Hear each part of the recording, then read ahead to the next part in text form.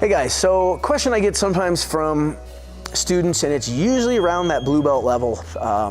Your blue belt's like your longest learning curve.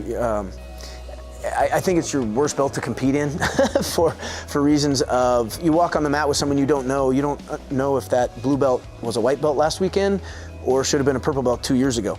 And it's a different, I always ask everybody the day they get their purple belt, if they look back to the day they got their blue belt, how different the day after and the day before was in that blue belt. They were both a blue belt, and how different that game is, how different of an athlete and a student and a fighter they are at that point.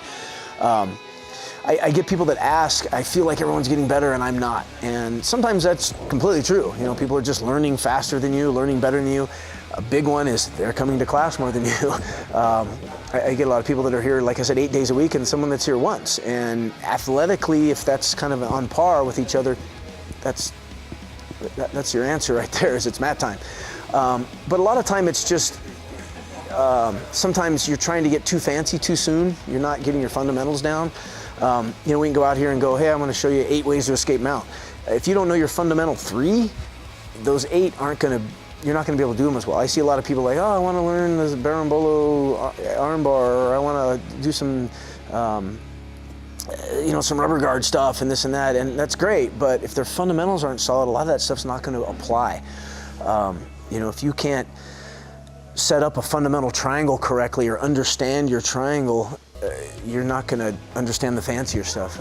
I tell people, your fundamentals are like doing math. You don't want to jump into a multiplication and division class before you learn how to add and subtract well. And I get a lot of people that come in and right about, they get their fundamentals down pretty decent, and they get into blue belt and they just feel like they're not learning anymore, and it's because they're trying to jump too fancy too soon, or they're trying to do too many, trying to jump ahead of the curve too soon. And keep your fundamentals solid. I don't care if you're doing gi, no gi, sport jiu-jitsu, MMA, street fighting, self-defense, whatever it is you're doing, your fundamentals never change, regardless of whether you like to Berimbolo or 50-50, or you like to, look at Gracie. He's won worlds 6 times, and everybody knows what he's going to do. He gets a takedown, passes your guard, mounts you, and does a lapel choke. He doesn't do anything super fancy. And then you get, something like the Meow brothers. They're little whizzes on the ground, and they do some really cool fancy stuff sometimes.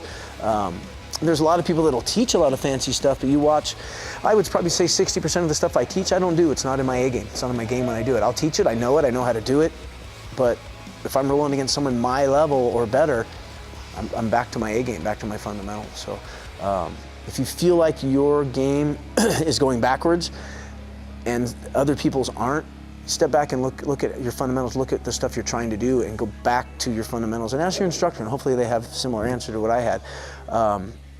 One thing I see a lot is the instructor doesn't know how to answer that question. Well, I don't know, you're just not coming to class enough.